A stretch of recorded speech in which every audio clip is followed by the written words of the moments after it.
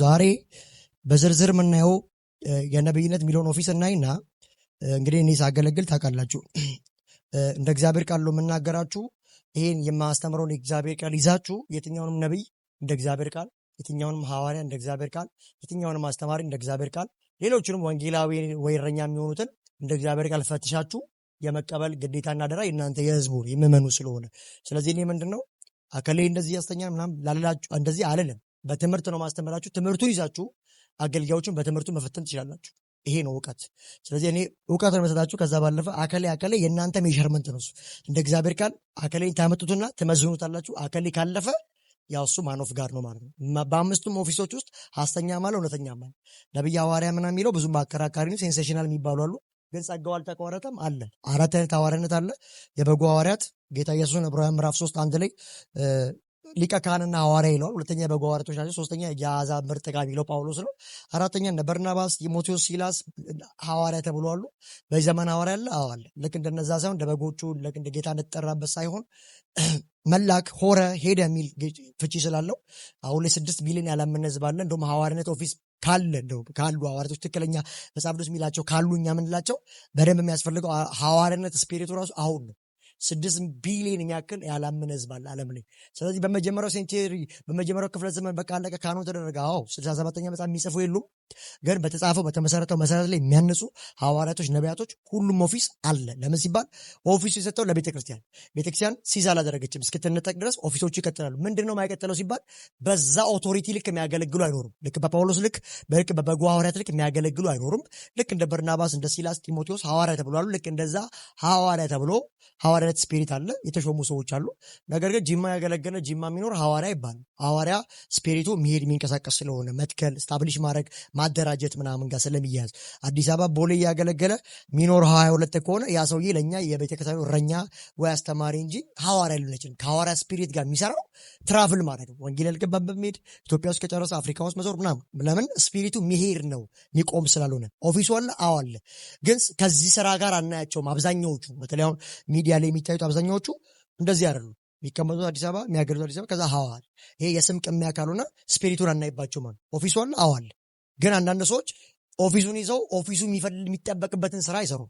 ከዛ እንግል የለም ብሎ የሚሟገቱ ሰዎች አሉ። ግን አውዱን ጠብቆ ዘመኑን ፔሪዮዱን ጠብቆ እንዳሉ እናውቃለን። ነብይም ሲባል 3 አይነት ነብይነት ነው። የብሉይ ኪዳን ነቢያት፣ የአዲስ ኪዳንና አሁን ያለ ደግሞ ለቤተክርስቲያን ለመታነጽ የሰጠ የነብይነት ኦፊስ አለ ብለን አይተን ነበረ።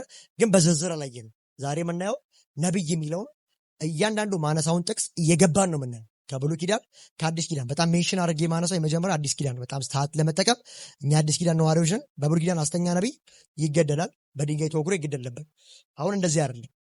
ብሉይ ኪዳን ያለ ሐሰተኛ ሐዋርያ፣ ሐሰተኛ ማስተማሪ፣ ሐሰተኛ ነቢይ የሚደረገው ምንድነው ሲባል ለፍርድ የሚጠበቀው የሚያምፀው የሚያምፅ፣ የሚጸድቀው የሚጸድቅ፣ ዋጋዬ በእጄ ነው። ስለዚህ አሁን ልክ ብሉይ ኪዳን ሰው ትንቢት ተናግሮ ካልተፈጸመ በድንጋይ ይገደል ነበር። አሁን ያለ ነብይነት እንደዚህ አይነት አይደለም። ሐሰተኛ ነቢይ ነው፣ ፎልስ ፕሮፌት ነው፣ ፎልስ ቲቸር ነው። ግን ለፍርድ ነው የሚጠበቀው።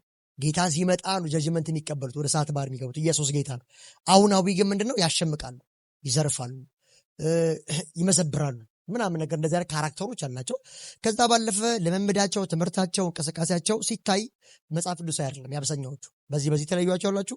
በተለይ ከዚህ ከአፍሪካ አካባቢ ጋር ኢንቲሜሲቭ ያላቸው ዊች ክራፍት ውስጥ ያሉ ናቸው አብዛኛዎቹ። ግን መንፈሱ የለም ወይ? ነቢያቶች የሉም ወይ? አሉ። ኦኬ፣ ታዲያ ሰዎች በዛ በጨለማው ዓለም ላይ ኦርዲኔሽን እየተቀበሉ በዊች ክራፍት የሚያገለግሉ ስም የሚጠሩ ኤቭሪቲንግ የሚያደርጉ ሰዎች እስኪ ነው ሲባል አለ። በዛኛውም ዓለም ስም መጥራት ምናምን ይቻላል። የወደቁ መላእክቶች ብዙ መገለጥ አላቸው። አንድ ጠንቋይ ቤት ብትሄዱ ልክ መንፈሱን አክሰስ ያደረገው ስለዛ ሰው መናገር ይችላል። ፓስቱ ማን ነው የኋላውን ይነግረዋል። አንተ እንደዚህ ነህ፣ ከይሄን የመጣ እንደዚህ የተወለድክበት ያደግክበት ይሏል። አንድ ቃልቻ ራሱ ይነግረዋል። ፓስቴንስ ያውቃሉ። የወደቁ መላእኮች ስላለፈ ነገር ያውቃሉ። ስለዚህ ትንቢትም ስትሰማ እግዚአብሔር ሲናገር ስምን ሲጠራ ኋላ ሲጠራ ቤተሰብ ስምና ዘርማንዘርን ቢያስቆጥር እንዳይገርም። ካለበት ችግር ትንቢት ካላወጣ እሱ ሁለተኛ ትንቢት አይደለም። ኢየሱስ ጌታ ነው። ብዙዎች ቤንቴዎች ግን ምንድነው የሆነ ነገር ምልክት ሲመጣ ዋይ ማለት ምናም አባዜ ያለ ኖ እሱ እግዚአብሔርም ይናገራል፣ በዛኛው መንፈስ ይናገራሉ እያልኳቸው ነው። ብዙ ሱፍ የለበሱ ፎልስ ፕሮፌቶች፣ ፎልስ አፖስቶሎች አሁን ቸርች ውስጥ ገብተዋል። ይህ ዘመን በጣም አስቸጋሪነቱ ሐሰተኞቹ እውነተኞቹ ተደባልቆ ያሉበት። ኢየሱስ ጌታ ነው። ስለዚህ ሜዠርመንቱ ምን ሲባል ዛሬ ጌታ ለአንድ ሰው ትንቢት ቢያመጣ ትንቢቱ ሪል ከሆነ አንድ መፈጸም አለበት። ሁለት ደግሞ ከዛ ያን ሰው ከዛ ችግር ካላወጣው ስሙ ቢነገርለት ዘር ማንዘሩ ቢጠራ ከችግር ካልወጣ ብራዘር በዛኛው ስፒሪትን እየነገረ ያለ ኢየሱስ ጌታ። ጉዳዩ የትንቢት አቅም ምንድነው ሲባል ካለበት ሁኔታ ከጭንቅ ሊያወጣ ይገባል እግዚአብሔር ከተናገረ። አሊያ ግን በዛኛው ዓለም መገለጥ እየነገረ ነው፣ እያስጨፈረ ነው፣ ኪቦርድ እየተመታ ነው፣ አለቀ። ከዛን ቀን ከድባብ አታልፍም ማለት ነው። ከዛ አንተ ከነቋጠሮ ኮንክ ስሜ ተጠርቷልና ብለህ አትሞግት ከእግዚአብሔር ጋር። በዛኛውም ዓለም ስም ስለሚጠቅ ኢየሱስ ጌታ ነው። በዛኛውም ዓለም የእናትንና አባትን ስም የተወለድክበትን ሀገር መናገር ይቻላል። ግን ዛሬ ላይ በልብ ውስጥ ምን አለ? ነገህን መናገር አይችልም ሰይጣን። ኢየሱስ ጌታ ነው። ነገህንና አሁን የምታስቡትን ሀሳብ ዴመን አያውቅም። ከዛ ውጭ ፓስት አሁን አንድ ሰዓት ነዋ። ከአንድ ሰዓት በፊት ምን በልታችሁ እንደመጣችሁ የት እንደነበራችሁ የወደቀው መልአክ ሪፖርት አለው ስፒሪቱ ዓለም ላይ። ኢየሱስ ጌታ ነው። ምን ነው ሲባል ኋላን ያውቃል። ግን ዛሬ በልብ ያለውና ነገ መናገር አይችልም። ይህን እያለን በብሉይ ኪዳን ሐሰተኛ ነቢያቶች እንዳሉ አይተናል። በአዲስ ኪዳንም አሉ። እንግዲህ ነቢያት የሚል ጥቅስ የት እናገኛለን መሰላችሁ? ማቴዎስ ወንጌል ላይ እናገኛለን፣ ማርቆስ ላይ እናገኛለን። ከዛ ሉቃስ፣ ዮሐንስ፣ ሐዋርያት ሥራ፣ አንደኛ ጢሞቴዎስ፣ ዕብራውያን፣ ጴጥሮስ እያለ ይቀጥልና እዚህ ጋር እንደምናደርገው ነቢይ የሚለውን ነው ምነግራችሁ። በደንብ ማውራ የምፈልገው እውነተኛ ነቢይ ያለ ካልኳችሁ በቂ ነው። በደንብ አርቲኩሌት ማድረግ ያለብን ሐሰተኛ ነቢያቶች ላይ ነው። ለምን? መለያቸውን እንድታውቁ ስለምፈልግ። ኢየሱስ ጌታ። ስለዚህ እውነተኛ ነቢይ ያለ በልምምድ በትምህርት በብዙ ነገር ይፈተናሉ።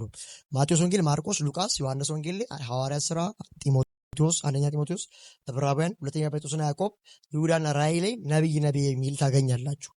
የብሉይ ኪዳን ነቢያቶችን ሐሰተኛ እንዳሉ ነግሬያችኋለሁ። በአዲስ ኪዳን ሐሰተኛ ነቢያቶች አሉ። ዛሬ በጣም አርቲኩሌት አድርገን የምናወራው እዚህ ላይ ብዬ አምናለሁ። ኢየሱስ ጌታ።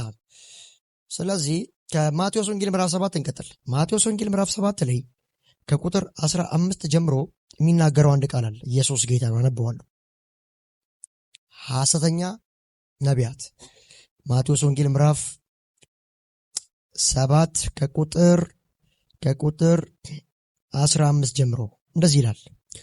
በውስጣቸው ነጣቂ ተኩላዎች ሆነው ሳሉ የበግ ለምድ ለብሰው በመካከላችሁ በመግባት ከሚያሸምቁት ሐሰተኛ ነቢያት ተጠንቀቁ።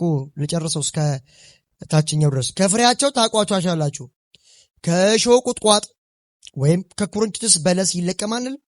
እንዲሁም ጥሩ ዛፍ ሁሉ ጥሩ ፍሬ፣ መጥፎ ዛፍ ሁሉ ግን መጥፎ ፍሬ ያፈራል። ጥሩ ዛፍ መጥፎ ፍሬ፣ መጥፎም ዛፍ ጥሩ ፍሬ ማፍራት አይችልም። ጥሩ ፍሬ የማያፈራ ዛፍ ሁሉ ይቆረጣል፣ ወደ እሳትም ይጣላል። ስለዚህ በፍሬያቸው ታውቋቸዋላችሁ። ቁጥር 21 በሰማይ ያለውን የአባቴን ፍቃድ ሳይፈጽም ጌታ ሆይ የሚለኝ ሁሉ ወደ መንግሥተ ሰማያት አይገባም። በዛን ቀን ጌታ ሆይ በስምህ ትንቢት አልተናገርንም? በስምህ አጋንንት አላወጣንምን? በስምህ ብዙ ታምራት አላደረግንምን? ይሉኛል። በዚያ ጊዜ ከቶ አላወቅኳችሁም፣ እናንተ ክፉዎች ከኔ ራቁ ብዬ በግልጽ ነግራችኋለሁ። ያለፈው ሳምንት ስለ ሐሰተኛ አስተማሪ በደንብ የተማርነው ትምህርታቸው እንደማይሽር ቁስል ዓለም ላይ የሚሰራጭ እና በጣም አሳች በአጋንንት ማን ኦፍ ስፒሪት ወርድ ኦፍ ፌዝ የሚለውን በደንብ ነካክተናል። ዛሬ በደንብ የምናደመው ሐሰተኛ ነቢይ ነን። ኔክስት ደግሞ አፖስትል እያለን እንቀጥላለን። ኢየሱስ ጌታ። ስለዚህ ቁጥር 15 ላይ በውስጣቸው የነዚህ የሐሰተኛ ነቢያቶች ካራክተር ሲጀመር ተኩላ ናቸው፣ በግ አይደሉም። የተኩላ አንዱ ባህሪ ምንድን ነው? እዚህ ሐዋርያት ሥራ ምዕራፍ 20 ላይ እዚህ ኤፌሶን በነበረ ጊዜ ጳውሎስ 3 ዓመት ተኩል ጢራኖስ ላይ ካስተማራቸው በኋላ ሲሄድ መሪዎቹን ጠርቶ ምን አላቸው? ተጠንቀቁ፣ እኔ ከሄድኩ በኋላ ብዙ አሳቾች ይመጣሉ። እንደውም አለ ከዚህ ከመካከላችሁ የራሳቸውን ደቀ መዛሙርት ለማፍራት የሚፈልጉ አሉ። ስለዚህ እግዚአብሔር ክርስቶስ በደሙ የዋጃትን ቤተክርስቲያን ጠብቋት ብሎ ለሽማግሌዎች ሲያስጠነቅቅ ታያላችሁ። እነዛ ተኩላዎች ማለት ናቸው ሲባል የበግ ለምድ ለብሰው በበጎች መካከል የሚያሸምቁ ናቸው። አሁን ብዙ ጊዜ በጣም አይደንቲፋይ ለማድረግ የሚከብዳችሁ ሐሰተኛ ነቢይ፣ ሐሰተኛ ሐዋርያ፣ ሐሰተኛ አስተማሪ መለየት የሚከብዳችሁ ለምን መሰላችሁ? ስብከት አላቸው፣ ይሰብካሉ፣ የእግዚአብሔር ቃል ይናገራሉ፣ ይሰብካሉ፣ በግ ነው መስለው ካራክተራቸው ምናምና በጣም የነጠረ የእግዚአብሔር ቃል ማይታወቅ ከሆነ መለየት አይቻልም። ስለዚህ ዛሬ የምነግራቸው ኢንፎርሜሽን ነው። ምን አይነት ኢንፎርሜሽን ሲባል ልምምዳቸው፣ አካሄዳቸው፣ ትምህርታቸው እንግዲህ ታውቃላችሁ ኢሴንሻል የሚባል ነገር አለ፣ ዶግማዊ የሆነ ነገር። እሱ ላይ ሁሉ ነገር መጠራት አለበት። እግዚአብሔር ነብይ የሚጥራ ሐዋርያ የሚጥራ አስተማሪ የሚጥራ ያለ ቃሉ ጠርቶ አያውቅም። በዚህ አጋጣሚ ነብይነት ማለት ቀኑን ሙሉ ያሉ ስፒከር እያጋጋሉ መዋል አይደለም። ስለ ነብይነት እንደው ሜዠርመንቱን ነገረን ካላችሁኝ ሙሴ ነብይ ነው። ኢቭን ኢፍ ሙሴን እግዚአብሔር የተናገረው ከዚህ በኋላ እንደ ሙሴ ያለ ነብይ አይነሳም ብሎ ምሎለታል። ከዛ በኋላ ደግሞ ስለ ክርስቶስ ፕሮፌሲ ሲናገር ከወንድሞች መካከል እንደዚህ ያለ ነብይ ያስነስላችኋለሁ፣ እሱን የማትሰማ ነፍስ ትጥፋ ይላል። ስለ ክርስቶስ ይናገርና ሙሴ ምን አድርጓል? ብትቆጥሩ ታምራቶቹን ወይ 5 ወይ 6 ነው። ኤሊም ማራ ላይ ያን አለት ሲሰነጥቀው ቀይ ባህር ሲያሻገር እንደዛ። ከዛ ሁሉ ውጭ ሙሴ ምን ላይ ሰራ? ሙሴ በጣም ጃይንት ፕሮፌት ነው። ግን ህጉን ማስጠበቅ፣ ተቀደሱ፣ እግዚአብሔርን ምሰሉ፣ ተመለሱ ይል ነበር። ነብይነት አሁን ተመለሱ አለው? ኖ በቃ ተበልጥጋለ ነው። ኮልኮሌን የምሰማው ቀን ሙሉ ኢትስ ኖት ፕሮፌት ባይዘው። የእግዚአብሔር አፍ መሆን ማለት እግዚአብሔር በረከትን ሲናገር በረከት የሚናገር፣ እግዚአብሔር ሲቆጣ አብሮ የሚቆጣ፣ ተመለስ ሲል ተመለስ የሚለው ነብይ ባይዘው መጽሐፍ ቅዱስ ላይ። ያው ዘመነኛውን ነብይነት እኔ ብዙ አላውቀው። ኢየሱስ ጌታ ማለት ዝም ብሎ እያሉ ስፒከር እያንጫጩ መዋል ለእኔ ፕሮፌትነት አይደለም። ያ ኳሊፊኬሽኑ ምንድነው? ሜዠርመንቱ ሲባል ነብይ ስንል ከነ ሙሴ ነው የምንነሳው። እነ ኤርሚያስ አሉ፣ እነ ኢሳያስ አሉ፣ እነ ሕዝቅኤል፣ እነ ዳንኤል አሉ። አዲስ ኪዳን ስመጡ ደግሞ እነ አጋቦስ አሉ፣ እነ ሲላስና እነ ጢሞቴዎስ አሉ። ጃይንት የሆኑ ፕሮፌቶች የሚያስተምሩ የሚያንጹ፣ ጌታ ሲናገራቸው የሚናገሩ፣ ካልተናገራቸው እግዚአብሔር ቃል አስተምረው የሚወጡ ናቸው ነቢያቶች እንጂ ነብይ ባለበት ሁሌ ታምራ ካልተደረገም አይባልም። ሲጀመር ነብይ ቃል ልቻ አይደለም ዝም ብሎ የሚናገር፣ እግዚአብሔር ሲናገር የሚናገር። ለዛ ነው አዲስ ኪዳን ላይ እኮ